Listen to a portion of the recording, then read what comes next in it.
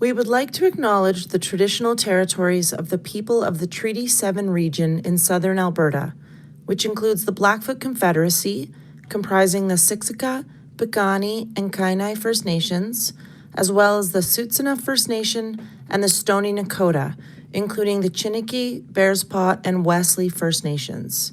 The City of Calgary is also home to Métis Nation of Alberta, Region 3.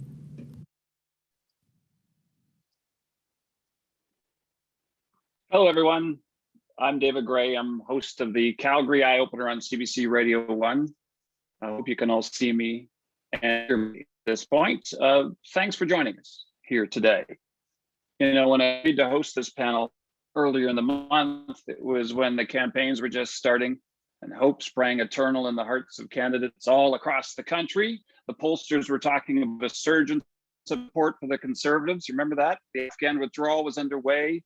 None of us were walking around with vaccine passports in our pockets, and change was in the air. And then some stuff happened in Alberta and elsewhere. And we'll get into that. And then there was last Monday, an election some papers have dubbed much ado about nothing. Is that fair? I mean, there were some changes. I'll let our panelists summarize, but the short version is the Liberals are still in power with a somewhat altered minority government. One columnist dubbed it a $600 million cabinet shuffle. So the big question after the outcome is what next? Where does this government, where does this country go from here? And that's what this panel is all about today. I'm pleased to be moderating this webinar hosted by the School of Public Policy. Some quick housekeeping notes for you. Please enter your questions in the Q&A box. You'll find it in the bottom of your screen. I'll moderate them and try to pose them to the panel. And the webinar is being recorded, so later you can share it with your friends from the school's website. Joining us today is an esteemed group of the school's own experts. Jack Mintz, President's Fellow, School of Public Policy. His CV includes serving on the boards of Imperial Oil Limited and Morneau Chappell, National Policy Advisor for Ernst & Young. He's also a Senior Fellow, Massey College in Toronto. In the past, under a different government, he's chaired the federal government's Technical Committee on Business Taxation. That was in the mid to late 90s. That led to corporate tax reform in Canada since 2000. He's also consulted with the World Bank. That's Jack Mintz. Jennifer Winter is the Director of Energy and Environmental Policy with the School of Public Policy. Her research evaluates climate policies, and she's testified in front of the Senate of Canada on emissions pricing. That's Jennifer. Lisa Young is a professor and director of graduate programs with the school. She's published extensively in the field of Canadian politics, and she's going to lead us off today. And Jean-Christophe Boucher is the program director for Security of State and Resources with the school. He studies information operations for the Department of National Defense, and he specializes in international relations with an emphasis on foreign policy. Thank you all for being here. Lisa, I wonder if you could kick us off. Sure thing. Thanks so much, David. So we've had a couple of days to think about the election, what it meant and what it didn't mean. And one thing that really strikes me that we haven't talked about all that much is that this was the first election where the millennials had replaced the baby boomers as the largest demographic component of the electorate. And why does that matter? Well, when we think about the conversation in the election, the issues that all of the parties agreed were, centrally important to them were really issues that were preoccupations of people the age of the older millennials. The cost of housing, the difficulty of buying a house in many of Canada's cities, cost of childcare, climate change. Something that we know from public opinion surveys is particularly a concern among millennials and younger voters. So we've had this shift. And then what we had was a really interesting situation that we haven't seen in Canadian politics, I think, in quite some time, where there was a general agreement among the three major parties about what the issues are. Now, they didn't agree about what to do about the issues necessarily, but we saw the parties competing with one another. How would they approach the issue of childcare? Would it be, by provide a supply side or a demand side sort of a solution? Would they put money in the hands of parents? parents. So that was interesting. And I think we're now seeing in the days after the election a little bit of tension inside the Conservative Party and the Conservative movement about whether the Conservatives should have positioned themselves within that sort of issue consensus. The other thing that really strikes me is the emergence of the People's Party, whether this is just a peculiarity because we're in the midst of the COVID situation and the party was able to mobilize those who are opposed to vaccinations, or is this the beginning of a sort of right populist or ordered populist movement that is going to have a voice in Canadian politics? And I think that's something for us to keep in mind. I think the last thing that is worth observing is that just like in 2019, the outcome was re-election of the Trudeau government. But unlike 2019, there hasn't been a reaction of regionalism in the same way that we saw in 2019. If you think back to after the 2019 election, we had calls for Alberta and Saskatchewan to separate from the rest of the country. A real sense that this was the outcome of the election was an enormous problem for this part of the country that needed to be resolved in some way. And we haven't seen that. And I think the reason for that is probably that we're seeing right now, because of the COVID situation, a sense that being part of Canada is maybe not such a bad thing as we're asking for assistance. So I think those are things that sort of shape the landscape for us. As we look forward, I think one of the things to watch for is a slightly emboldened Liberal Party supported by the New Democrats being fairly willing to intervene in areas of provincial jurisdiction as they look to build sort of a legacy in the social policy field. Interesting. I appreciate all of that. Jack Mintz, let's go to you on this. Let's begin with what happened. Well, I think there's a few interesting things to note. One of them is that you can spend a ton of money, like $330 billion, but it doesn't seem to buy you that many new seats. And that's what happened to the Liberal Party, that despite the huge deficits they carried and the amount of money that they spent during the COVID period, that they didn't really get rewarded with a majority at all. And so that, I think, is an interesting story in itself that no one has really talked about very much, but it's something which I did note that maybe bribery doesn't work as well with voters as we think. They're a little bit more sophisticated as a result. The other point is that, the margins were very thin for a lot of seats, and just a small shift in let's say 20 or 30,000 votes could have made a Liberal majority. It could have made a Conservative win. And that's because there were so many marginal seats that were from this election. And I think that and I guess I disagree a little bit with Lisa on this point, is that I think that we do have very significant differences in points of view that are in this country. And in particular, if you look at the distribution of seats, which is still reflective of 2019, there is a difference between the West, then there, especially going from interior BC to southern Manitoba, there's a difference in Quebec in terms of the way that people look at issues.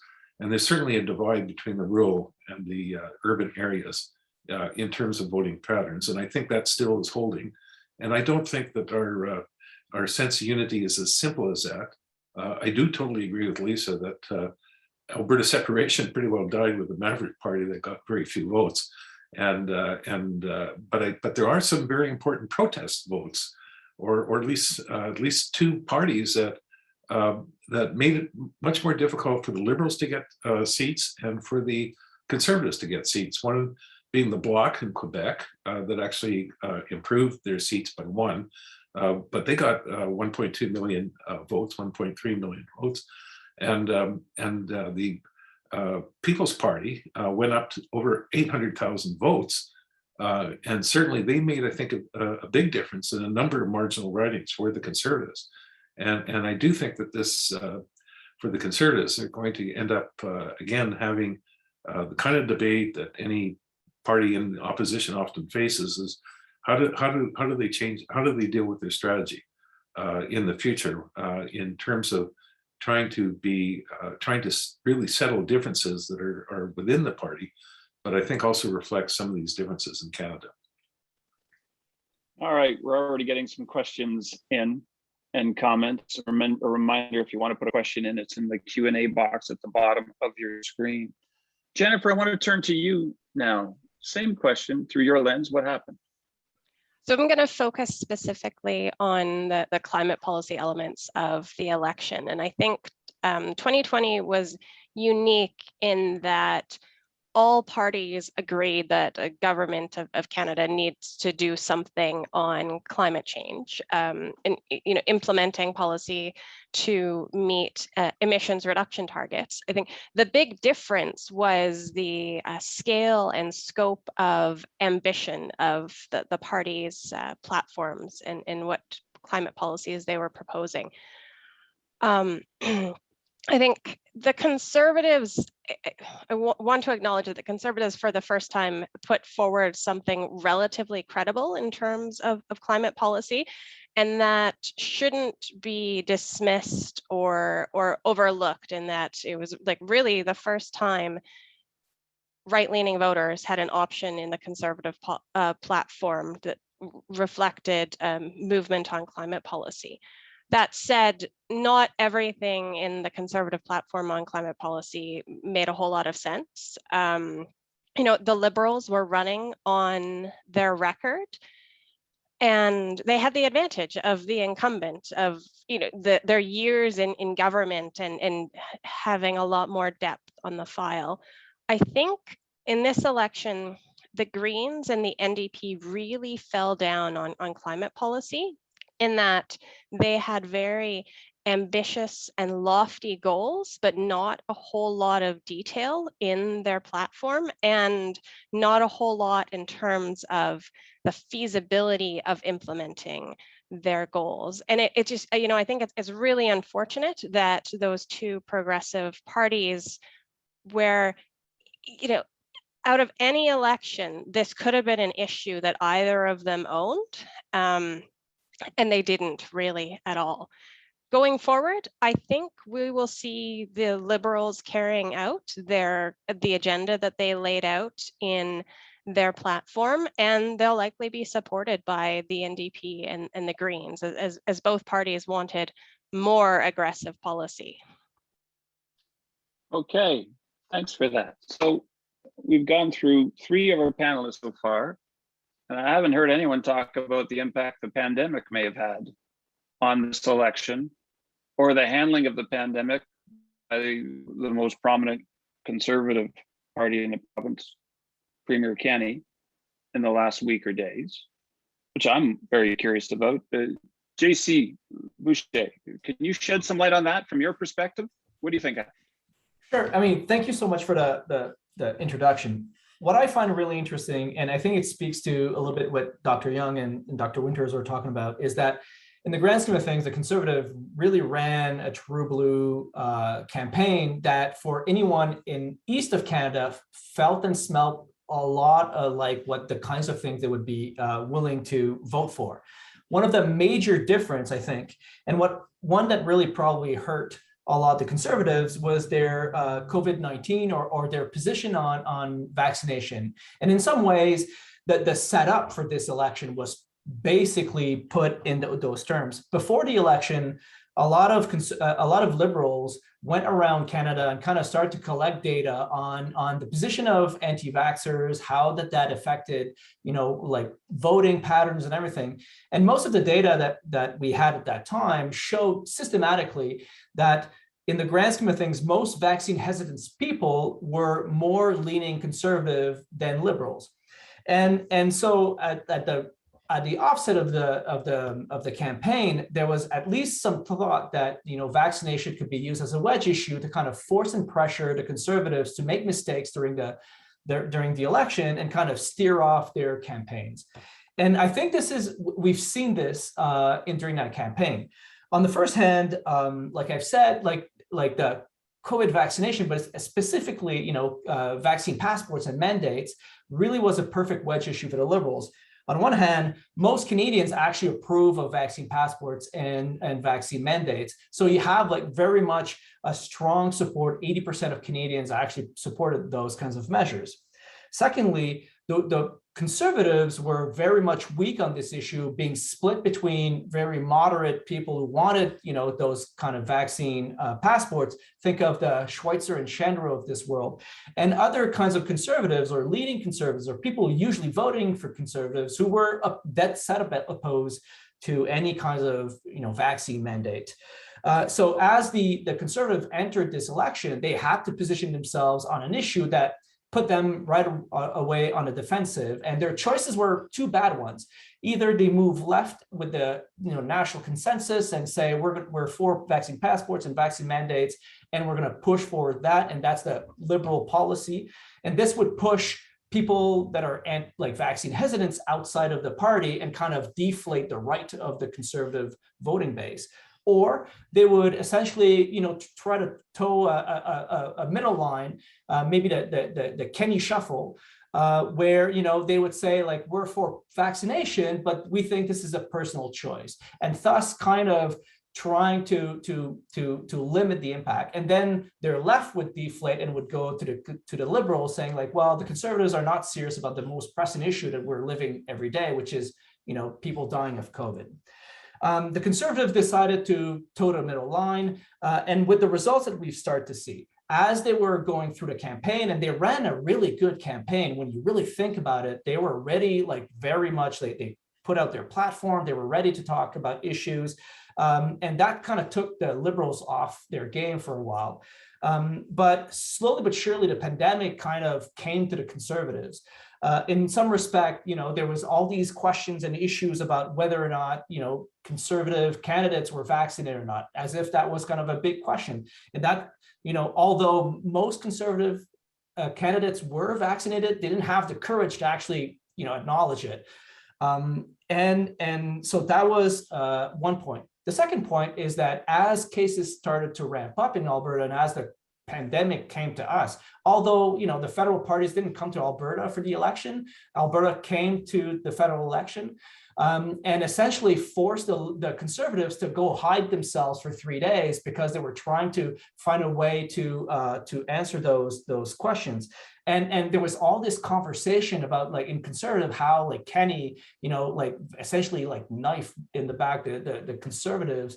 When, as an Albertan, I find this offensive. If the argument is that, we should let Albertans die for the good fortune of the CPC, I think there's something wrong in how you're allocating your priorities as Albertans.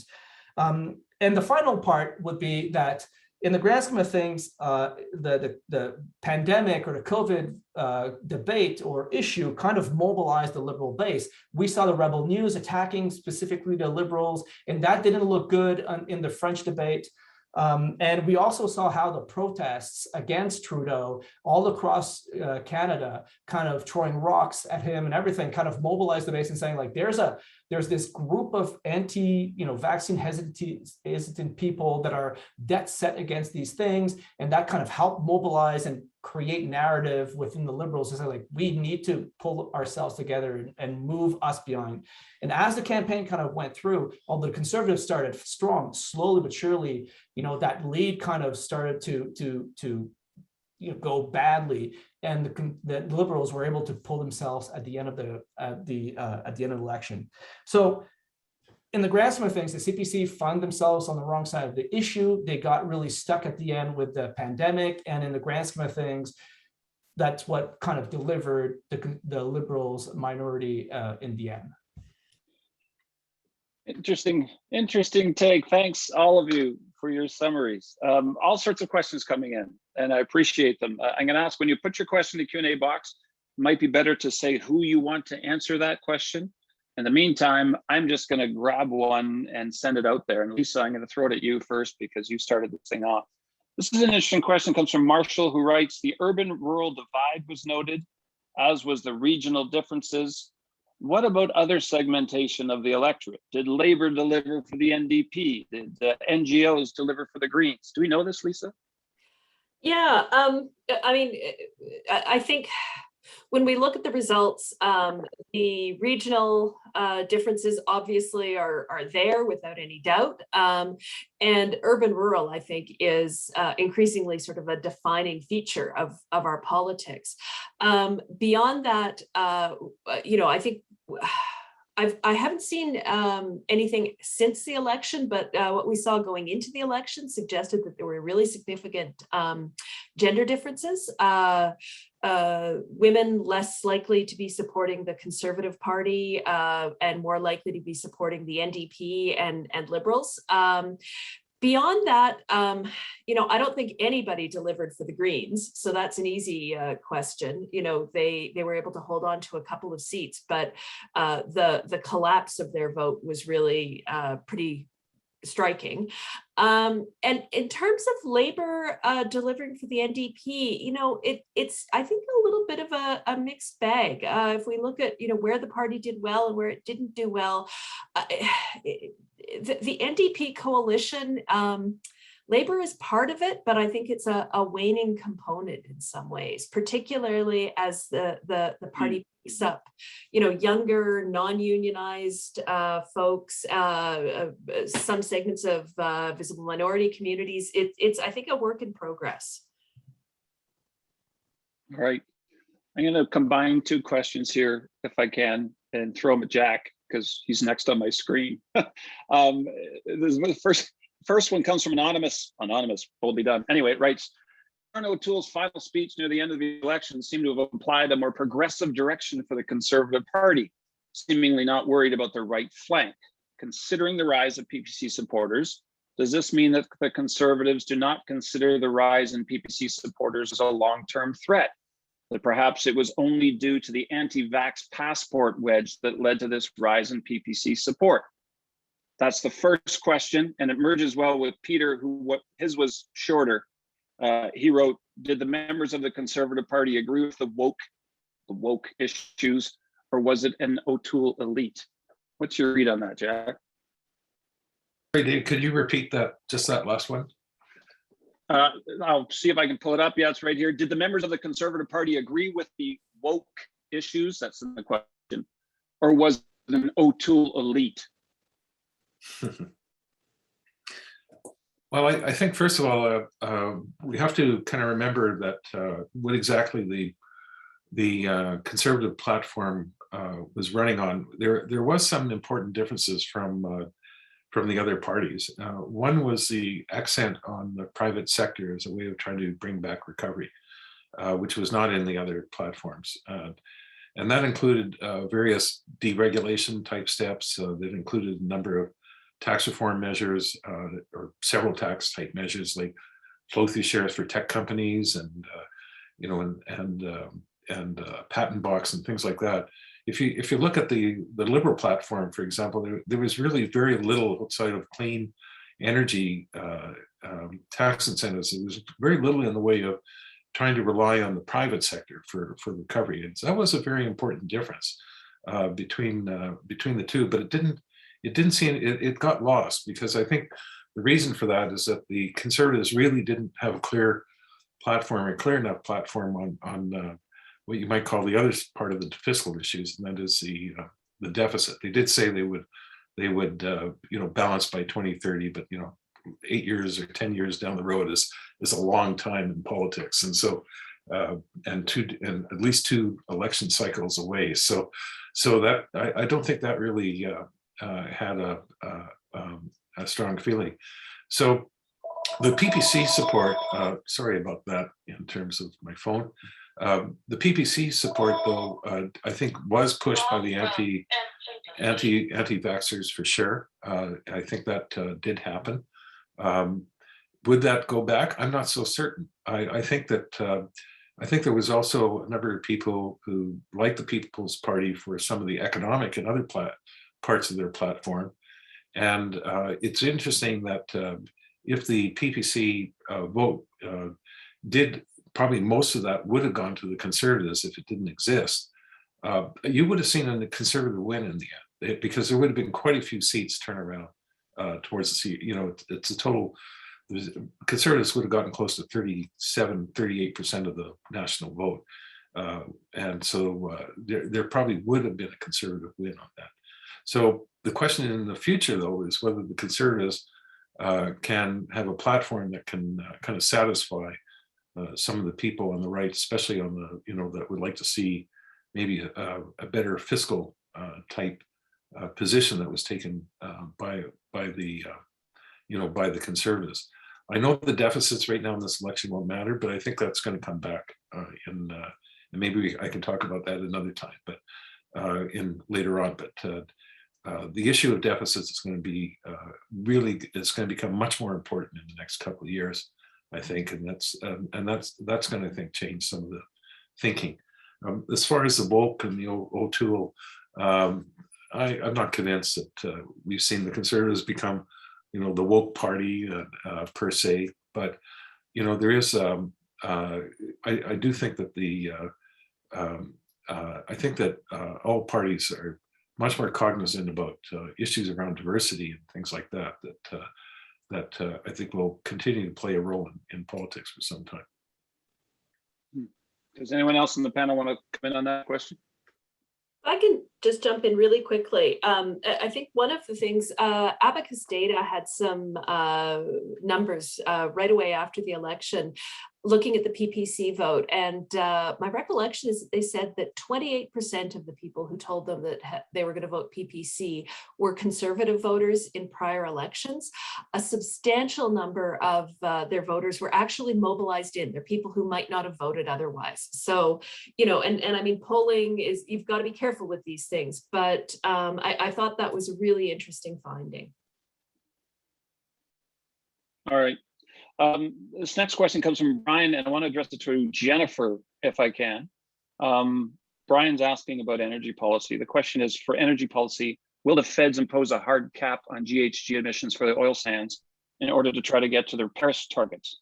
I think adding to that, keeping in mind that we're about to go through G20 talks in Rome, and then there are the new climate talks coming up in Glasgow in November. What's your sense of that, Jennifer? Yeah, that's a great question. So I think one thing I want to emphasize is people forget that Alberta has already put a cap on oil sands emissions. I mean, it's not binding currently, but it is legislated in. I'm not sure that the Liberals will actually put a hard cap on oil sands emissions. They seem, their platform had language around setting targets to reach net zero emissions in oil and gas by 2050, like the major oil sands players have committed to already. I think what's going to be more important is when the federal government is evaluating and adjusting the stringency of its large emitter system and the equivalency of provincial large emitter systems. So Alberta has its own large emitter system, which the federal government has deemed equivalent. It's not actually, and so that'll be, I think, the source of tension and federal provincial negotiations over emissions going forward. Okay, and just to follow up to that, is there a sense in Alberta that Alberta's done enough, and is that reflected in Ottawa as they head towards Rome and then Glasgow? I think between, say, 2016 and 2020, the focus of the federal government was just getting climate policies in place and basically having it in place and worrying about whether or not different provinces were doing enough later, and that every single province has its own bells and whistles and tweaks and exemptions. And so I think the focus going forward is really just going to be like iterating towards consistency across provinces for meeting the new emissions reduction targets. Okay. Here's a question. Ava, can I just go ahead? Yep. Just add one point to Jennifer's, and I think Jennifer's basically right in what she said, but there is one issue that's going to become very immediate and will have to be dealt with by the federal government soon in the next year or two, and that is the investment tax credit and support for carbon capture, utilization, and storage, CCUS. And when you start looking at Alberta and what's actually been accomplished on in terms of reducing emissions from the oil sands, at least on an intensity basis, it's really been quite major. But this is, you have the 5 major companies now in Alberta that have agreed to move ahead in developing CCUS. This is going to be something that's going to take off in many countries, and Canada actually could be in position of being a CCUS exporter if we do it right. And so the investment tax credit is going to be something to watch for, because that's going to be probably one of the most important policies that the federal government can work with the Alberta government in terms of GHG emission reduction. All right. We have a question here from a student, Lauren. I think Lauren's a student. Correct me if I'm wrong, Lauren. That says, young people had power during this year's election, yet Elections Canada did not run the vote on campus program. 2019 saw approximately 110,000 special ballots casted across Canadian universities. Do you think that running vote on campus during this election would have made any significant difference?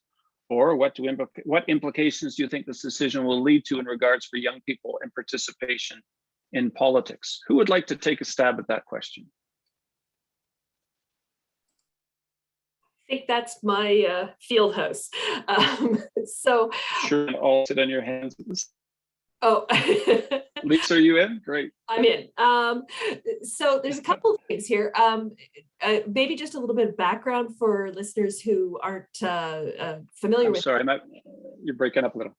Okay. Oh, for listeners who aren't familiar with this, Elections Canada normally will let students vote on campus in their home ridings.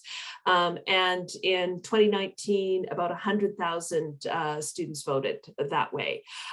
So what we saw, because that wasn't run this time around, because of COVID and because it was not a planned election, what we saw was that there were some very long lineups on some university campuses. There were students who were lined up at UBC until late at night. I know my son was watching one of these lineups from his apartment in Waterloo, again, close to campuses. So would it have made a difference to the outcome? Hard to say. We certainly saw lower voter turnout this time around. What I would say, though, is that what we know from the research about voter turnout is that it's a really good thing to get young people into the habit of voting. So if you can grab them that first time when they're eligible to vote, then they're more likely to vote in the next election. So from that point of view, I think it's really a pity that Elections Canada wasn't able to do this.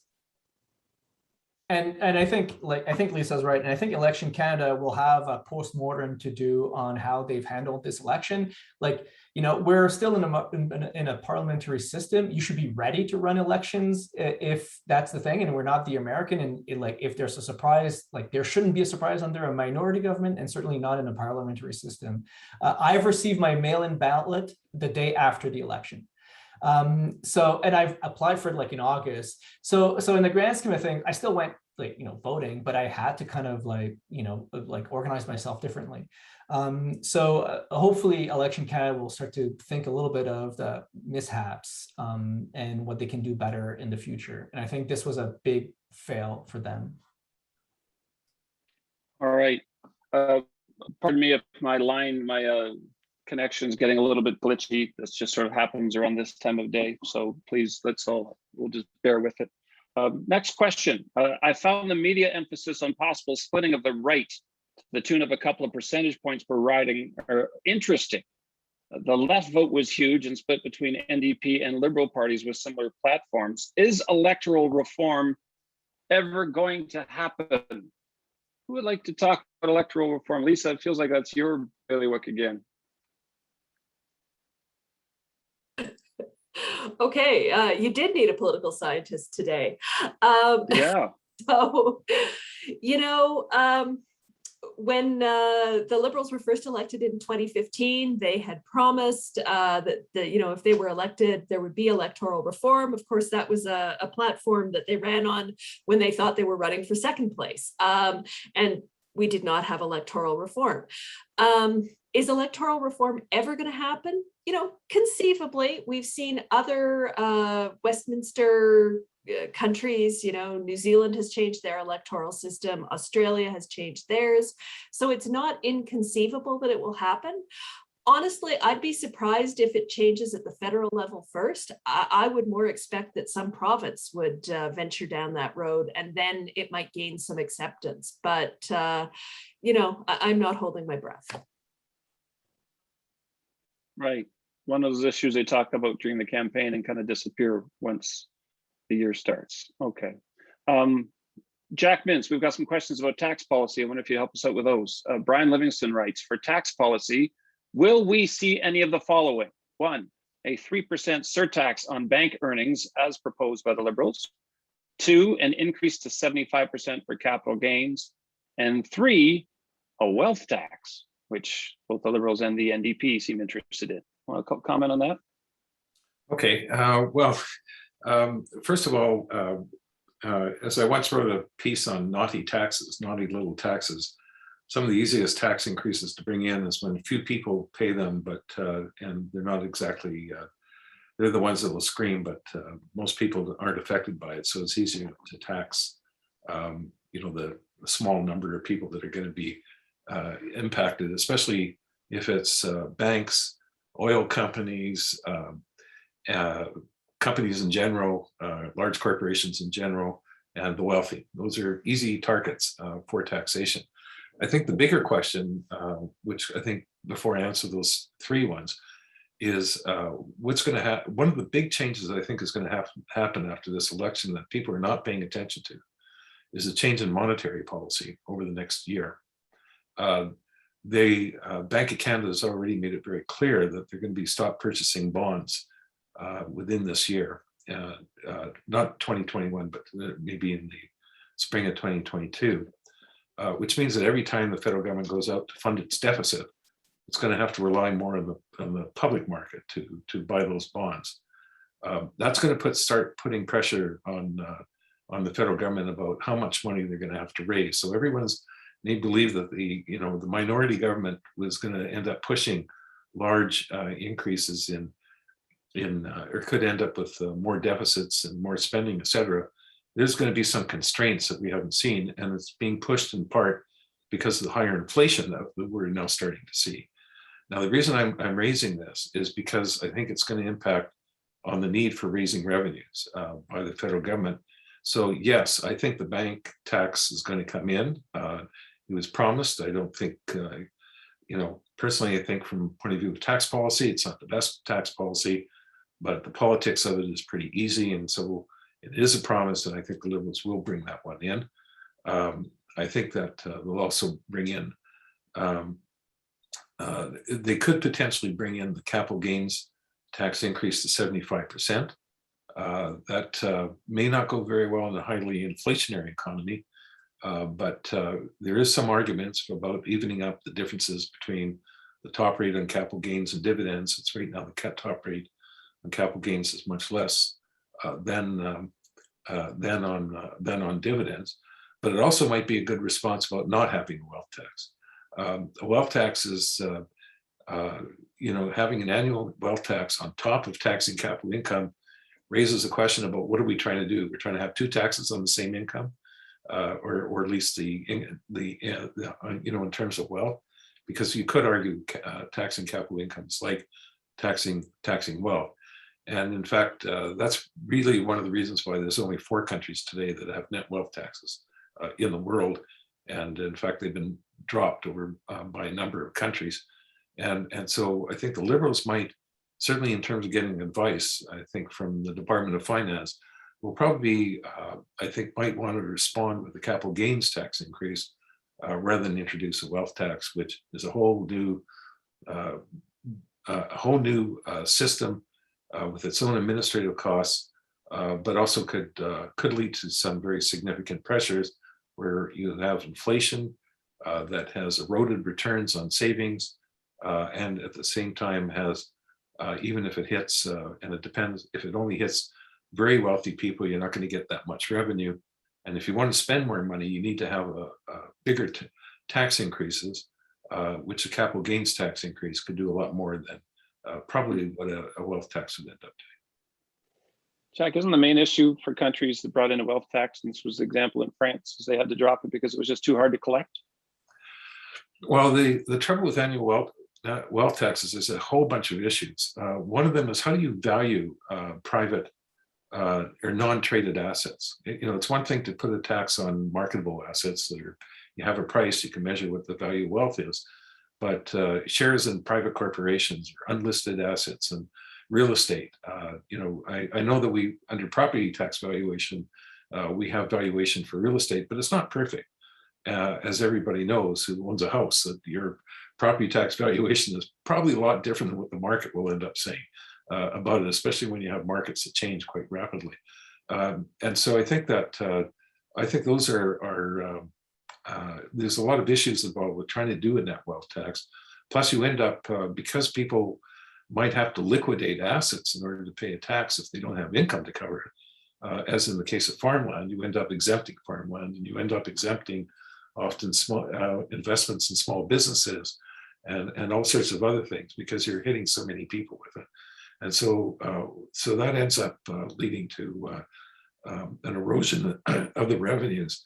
And given the administrative and compliance costs, you kind of ask the question, like, why are we doing this instead of just broadening the personal income tax to make up the revenue? It's a lot simpler to do that.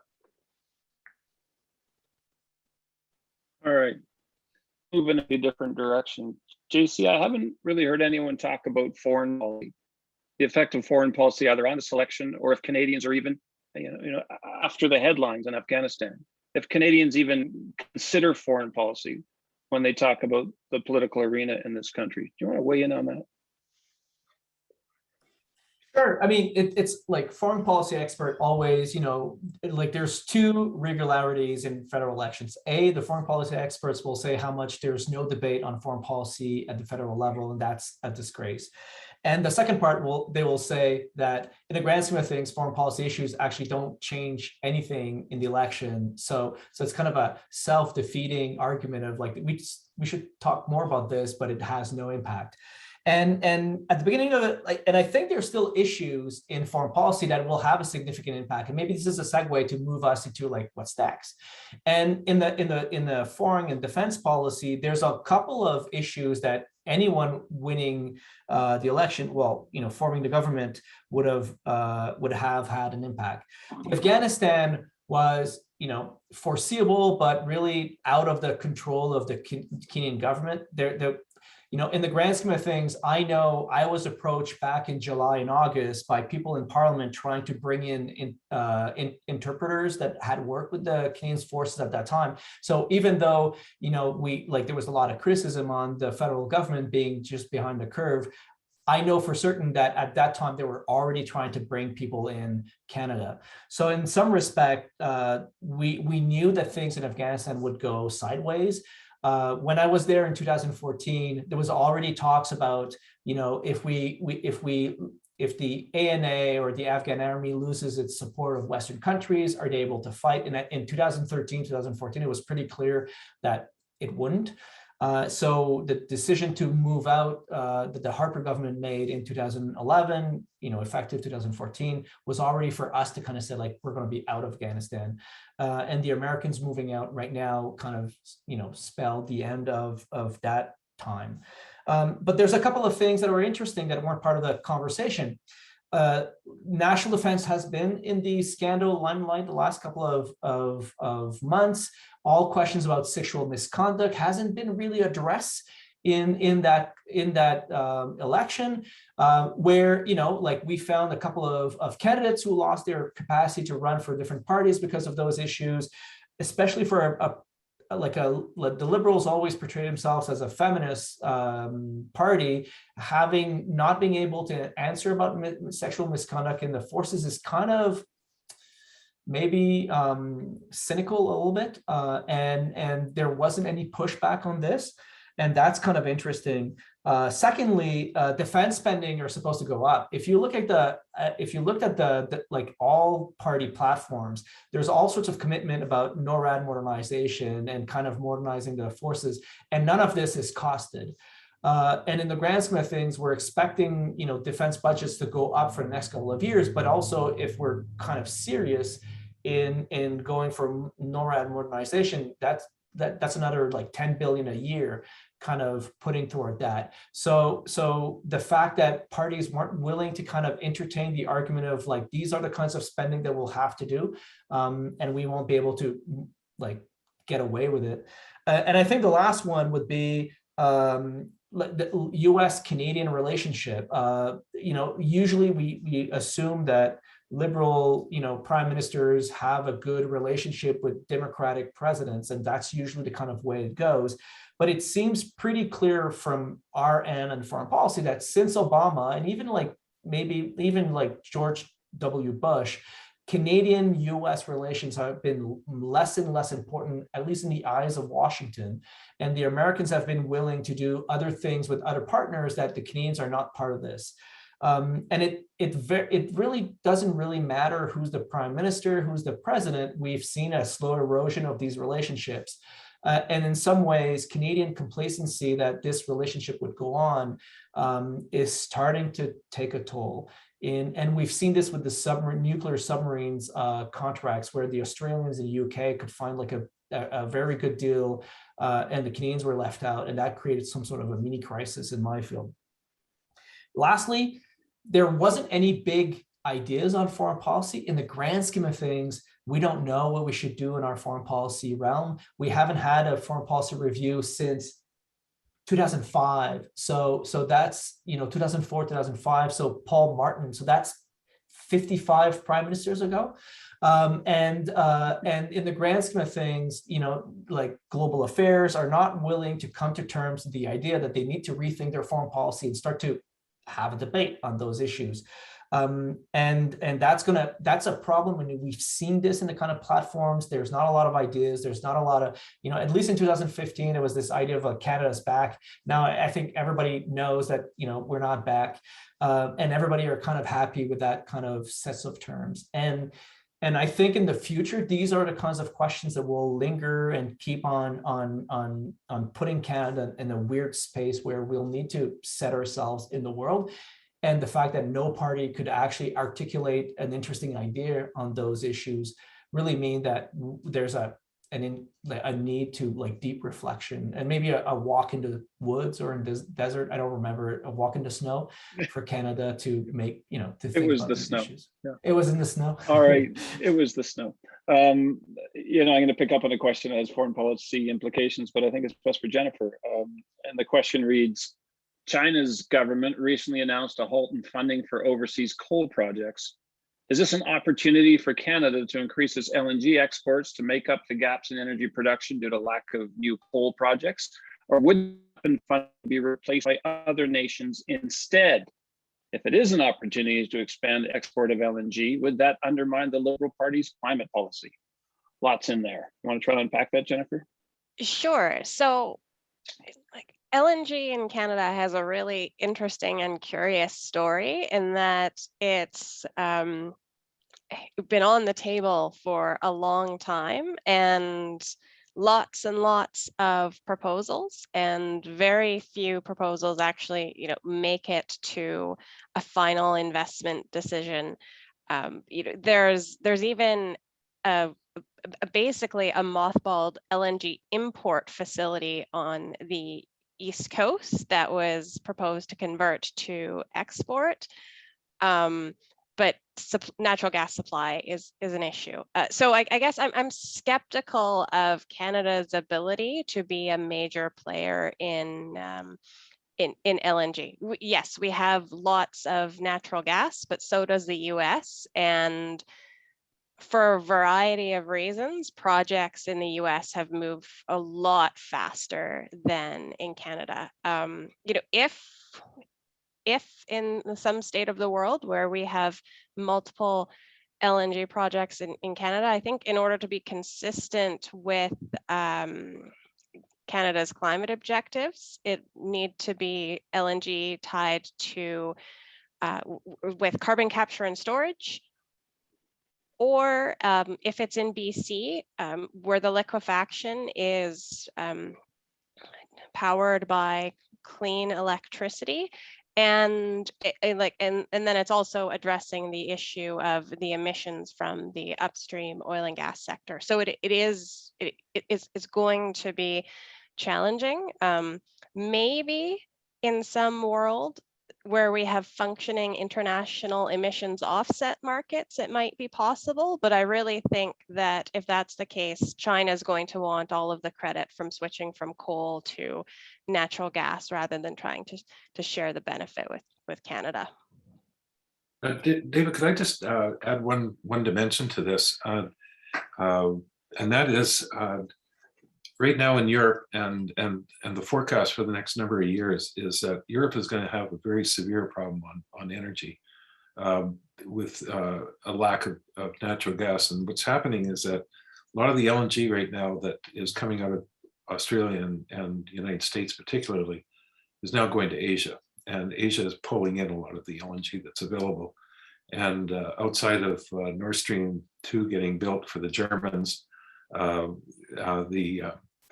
there's a definite lack of natural gas now in Europe, and this could become a very significant problem over the next. It's already a problem right now in terms of pricing, but it's going to become a significant problem, I think, for Europe in the next number of years, which raises an opportunity for LNG on the East Coast if it was ever possible. And I totally agree with Jennifer that we have missed the boat on LNG. We could have had many projects built. They could have been quite profitable. And of course, if they do supplant coal, then whether we get credit or not, the point is, from global warming is called global warming. It's not Canada domestic warming or United States domestic warming. It's an international problem. And to the extent that you can get more coal replaced by natural gas, at least in the immediate future, and I mean immediate over the next 10, 20 years, that you could actually have some very helpful reductions in some of the emissions that we often talk about. But I think right now we're going to start seeing natural gas shortages in Europe, and it's going to spill over into the United States as LNG is being packed off and going to Asia. So and so we're already starting to see elevated prices for natural gas, and so this is going to be an issue that's going to be an opportunity for Canada if we can take advantage of it in a sensible way. Reading through these questions, I see that listening to us today are people who are very interested in policy, and there are people who are very interested in politics. And I wonder if there's two different groups of people on the line today. But we're getting there's a message from Jen Herman, and I'm going to address this to you, Lisa. And Jen writes, why wasn't more attention paid in the campaign about Trudeau's ethical scandals? Well, it's an interesting question. And my assumption when I try to take apart why parties did what they did in a campaign is to assume that they've got a reasonable amount of information that guides them in terms of what they think will be effective, what they think will move voters.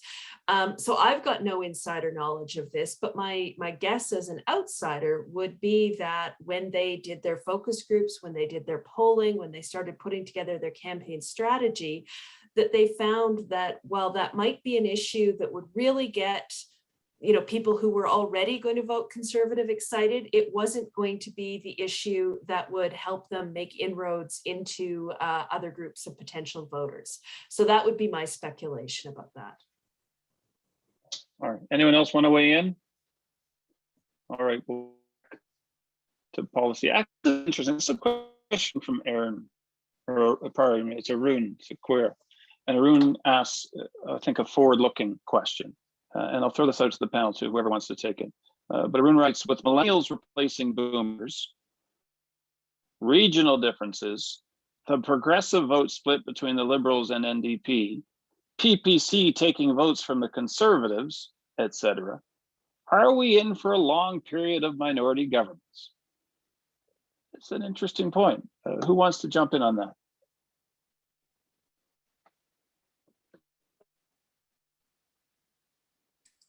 I can wait out a room. I know the teacher trick. Okay, Okay, I fell for it. I've been in this game long enough to know that you should never make predictions because you'll always end up being wrong. There is an argument being made that that there's structural dimensions to the way that the vote is dividing up in Canadian politics, kind of the way that our party system is evolving, that we are in for a streak of minority governments. And, if you think about it, if the Bloc Québécois can, take 30 or 40 seats out of play, for any of the parties that might form the government, that does make the math more difficult. Regionalization, of the vote certainly makes things more difficult as well. But one of the remarkable things about Canadian politics is the speed with which things can change. The mood of the population, their willingness to switch parties is actually fairly remarkable, right? So if we go back to a point that Jack made, a little while ago about debt and deficit, this election was not about being worried about debts or deficits. It was about spending money, how we should share wealth, and so on. But 2 years from now, 3 years from now, the mood might be quite different. It might be possible for the Conservatives to be able to, build a path to victory at in a majority government if the mood of the electorate and the policy agenda changes. It's interesting to see that, to think about those possibilities. All right. So you're the school. Oh, go ahead, JC. You got something to say? Yeah, I mean, in the grant, we forget that we thought that the Liberals had a good shot at a majority when we started this election, right? So in the grand scheme of things, the Liberals thought that this was the right moment to go into election for different kinds of reasons. And mostly because they knew that they could, this was the time to push the Conservatives into a debate where they were on the defensive instead of being on the offensive. And I think Lisa and Jack are right. In 6 months where we're out of the pandemic and we start to kind of curve up our spending, we start to talk about deficits, and then the economics is not a good space for the Liberals to have these conversations. And we can see things moving very fast. What I also know is that the Liberals thought that they would win more seats in Quebec. And what's interesting is that the Bloc didn't look as good as how their output. In the grand scheme of things, what's interesting in the Francophone environments, that it's actually the English debate who did a lot about the Quebec vote, which is kind of counterintuitive. But as soon as we start to have questions about Bill 21 and as soon as there was perceived, at least in Quebec, that there was this kind of anti-Quebec or Quebec bashing, that's where we start to see numbers in Quebec go up, and the rise of the Bloc Québécois came, and that kind of sealed the deal for Quebec. And most of these votes came from the Liberals and from the Conservatives, and the Conservatives didn't do as well in Quebec as they thought they would do, and neither did the Liberals, mostly because it went to the Bloc Québécois because of the knee-jerk reaction of well, if this the Anglophone thinks of Quebecers, screw it, we're going to vote for the Bloc Québécois and we're going to push our agenda on the. And you could think of other kinds of scenarios where this doesn't happen, the Bloc Québécois kind of limbers on, and then the Conservatives grab a couple of seats in Quebec and the Liberals too, and we're in a majority Liberal, and then we're fine. I think the future will be it's going to be interesting for two things. And I think it's going to fall upon the next leaders of both the Conservatives and the Liberal Party. There's a very much, within the Conservatives right now, there's this internal infighting. It depends on what they're going to get out of this. Are they going to learn to run lessons out of it and think that, well, we didn't win the elections because we're too true blue and we're going to move out on our right, and maybe we're going to end up with a very interesting campaign that will come out. Will the Liberals, now that they're under a liberal, kind of change their leaders right away? Is this the time for Chrystia Freeland to come forth? Is it the time for Mark Carney to come forth? And I think we don't know yet what that looks like within the Liberal Party, but for sure, a minority government creates a lot of pressure for these kinds of internal dynamics to kind of be figured out right now and sooner rather than later. The Liberals don't have 4 years to think about this. They have a year and a half. And that's going to push everyone to kind of make very important decisions soon. so that they're going to be ready for the next election that might come sooner rather than later. All right. So we've been at this now for a little over an hour. We've talked a lot about policy, and we've talked about what brought us here, and we've looked a little bit forward. I'd like to focus the last part of this, if I can, on looking forward. After every election, the party comes into power, and we are all filled with hope, and we are filled with fear, depending which way you want to look at it. This is my final question for each one of you that I've got anyway. What are your hopes and fears over the next 18 months to 4 years, however long this minority government sticks around? What are your hopes and fears from all this? And Jennifer, I'm going to start with you, put you on the hot seat. What do you think? So my near-term fear is that our government is going to Glasgow in November to talk about international climate policy and emissions reduction commitments. And they've already, so they in December 2020, they set out their new climate plan. They made adjustments that were more aggressive in budget 2021. And then like, I don't know, 4 weeks after budget 2021, they introduced a new, more ambitious target in concert with the US. So I worry, and it could be that I'm wrong, but I worry as part of the political theater at COP26, we're going to have an even more aggressive 2030 emissions reduction target. That said, the submission that Canada made in July in terms of its emissions reduction targets were like it was detailed, it was credible, it was based on the action in conjunction with the US. So it's quite possible that they are happy with that. I think my hope for the government is that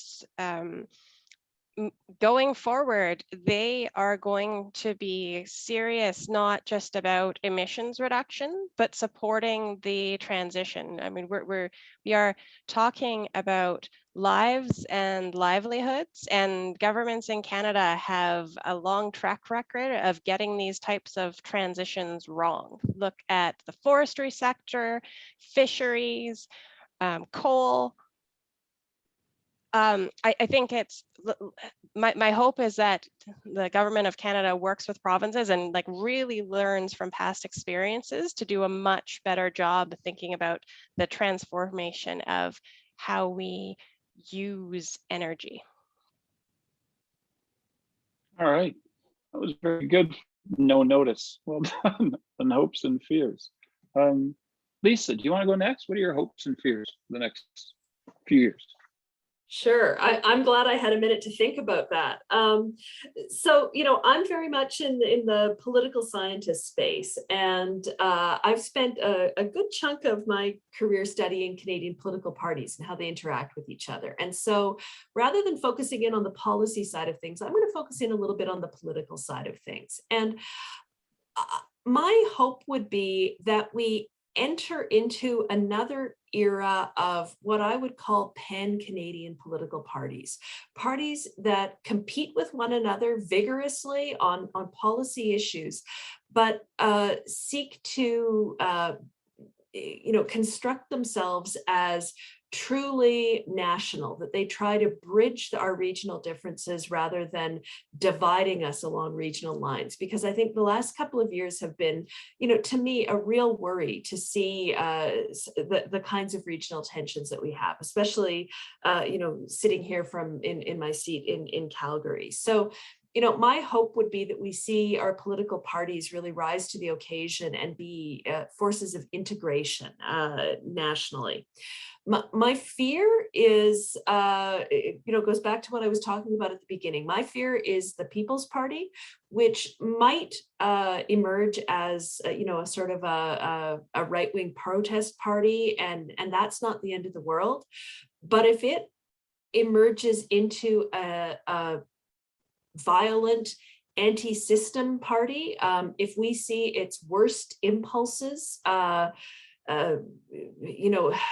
flourishing, and I fear that we're seeing the beginning of that, then it is going to be a cloud over Canadian politics. And I think we're seeing dimensions of this in provincial politics right now. And my fear is that we are going to take a few steps down the road that the Americans have traveled over the last number of years.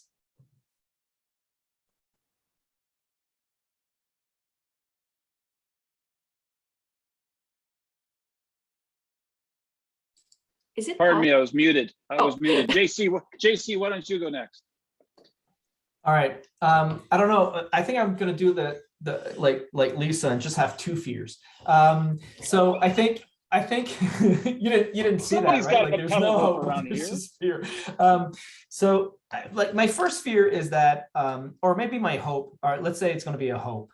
I'm just going to do like a framing thing where I hope that in the next couple of months, we're going to get out of COVID. I don't think we're there yet. And in the grand scheme of things, I feel that we're slowly but surely moving away from addressing the results and the impact of pandemics on Canadians. I mean, Albertans are seeing this starkly because it's in our everyday life, right? I still get like twice a week letters from my K-12 school telling me that there's a COVID case in my son's school. So for us, this is important. Out east, things are getting better and things are getting more saner, and it's getting slowly but surely. And that in some ways, so I'm hopeful that we're going to get out of this. But I'm fearful that we are starting to lose our sight of the ball. And we know in Alberta what that means. That means that, the fifth wave comes in and you're unprepared for it. The next issue right now that will divide the country will be pediatric vaccines. We're going to start to vaccinate kids. We're not ready intellectually or even nationally to have this kind of conversation. You think people are pissed off with vaccine passports? Wait till we tell them that they're going to vaccinate kids. And it's going to create such a diverse and very acrimonious conversation that it will make the election feel as if that was a cakewalk. And no one is ready for this. We've been busy with the election and no one is ready for that. Also, I think like that was my hope. So in terms That was of hope? fear, Okay. that was fearish, opish. Okay. I mean, my fear is that in some ways I was expecting the elections to at least start to talk about automation and how it's going to impact, like work and our daily lives. And in some ways, I still haven't seen a very concrete, plan on, how are we going to deal with this? How are we going to create jobs that will, cater to the new industry? How do we manage these transitions, whether or not the federal government should or not? It seems like all parties seem to think that they should kind of weigh in on these issues, but I would see a much like more concrete plans. And in some respect, we've seen this elsewhere in the US and in the world, right? Like the rise of populism is usually the impact of two things: a cultural backlash that is kind of a fear of establishment, but there's always also an economic kind of problem that is associated with people losing good livelihoods and being afraid that they're not able to kind of provide for their families. And that fuels from both sides the kind of rise of populist movement. If I'm right, and we're seeing a rise of cultural backlash in Canada, plus, an economic downturn and a lack of capacity to adapt to a rapidly changing economy that is becoming more and more automated, then we might end up with like Lisa's fear that populist parties are here to kind of start to ingrain themselves slowly but surely into our politics. And we're going to have to handle these parties in the near future. Maybe we're behind the curve in the grand scheme of things from like what we've seen in Europe and in the US. In Europe right now, if you look at the rise of the Rassemblement National, Marine Le Pen's party, we think they're going to get 45% of the national vote, which is massive. There's like now there's 20 to 25% of French that are voting systematically for that party that really offers a very right-wing kind of option And in the past, the French were kind of complacent and like, that's just a small racist party and we don't have to really address these issues. And they've let it grow. And in some respect in Canada, we've been sort of polite and we've seen the Prime Minister kind of push back a little bit and be less polite. I think we should push back against the rebel news and the misinformation that they're sowing into our policies. We should hold them accountable for the disruptions and the massive things that they're doing to our politics and our policy. We should hold accountable, politicians who are using fear and racism and misinformation to gather public support. And we should be a lot more aggressive in kind of calling out BS when we see it, instead of being the Canadian polite that we are. And if we're complacent in this, that's going to start to be harder and harder to push back. Was that two fears? One fear, one big fear, one small fear? I don't know, but I was with you the whole way through all of that. Jack Mintz, you're in the cleanup batter position here going forth. What are your hopes and fears looking ahead? Well, I think my first hope is Canada will muddle through as it always does, getting through issues, and somehow we kind of pull together in the right way and deal with it as we did with a pandemic to a certain extent. There are certainly obviously issues that come up with disagreement and things like that, but when you look at it, people did basically support the kind of position that we took in trying to help people during the worst part of the pandemic. They've been disappointed in the slow vaccine rollout, now very happy over this vaccine rollout. I think there'll be a lot of support for the third shot and booster. In fact, I think it'll probably be necessary. We'll expect it over the year.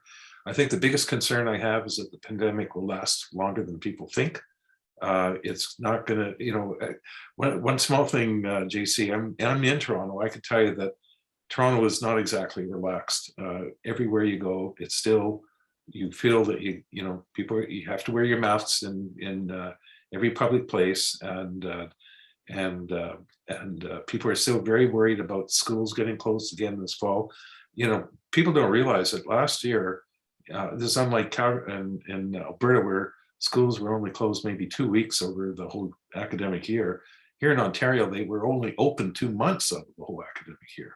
I mean, it was really drastic. So people are very worried still, and they're going to be continuing worried because the cases are still here. The Delta variant is a concern. There's a concern potentially of the Colombian Lambda variant, which could be a real risk. So will this go away over even 2022? We'll have to see. I'm not as confident as the way people describe it. And we already seen that in Asia, it's come back, the pandemic, and there's been closures going on in Asia in a number of countries, and that's having an impact on supply chains and everything else. So I still see some significant disruption that is going to go on, but we'll muddle through. We did muddle through 2020, which was a difficult year, but as a country as a whole, we did okay. Could have been worse. And I think we should congratulate ourselves to a certain extent that there are some things that we do well as we muddle through these things. But what does worry me a lot is that in the next, I would say within this decade, we're going to be seeing a huge amount of change occurring. And although in Canada, we tend to get focused on the energy transition, it's not the only transition that's going to take place.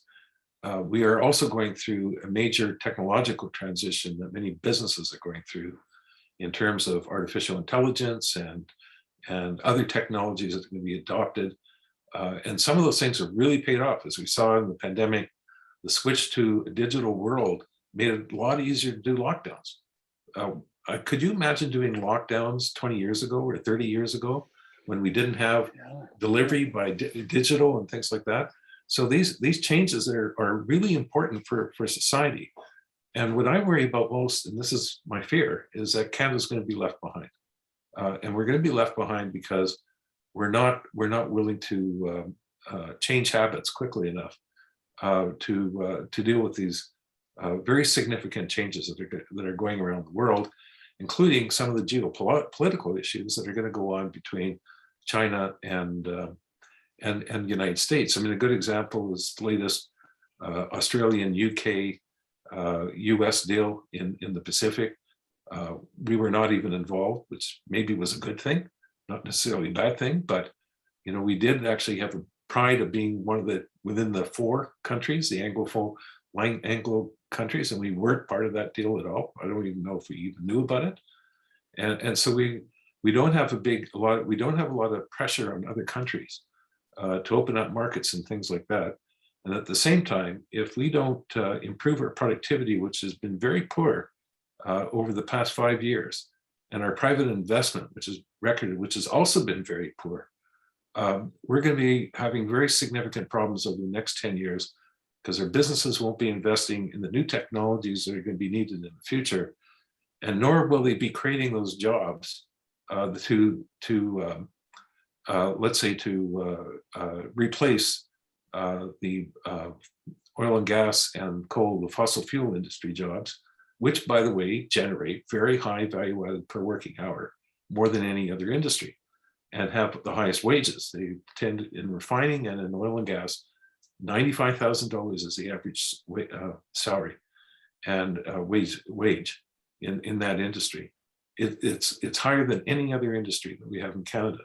So when people talk about creating new jobs, the question is, can we create new as well paying jobs?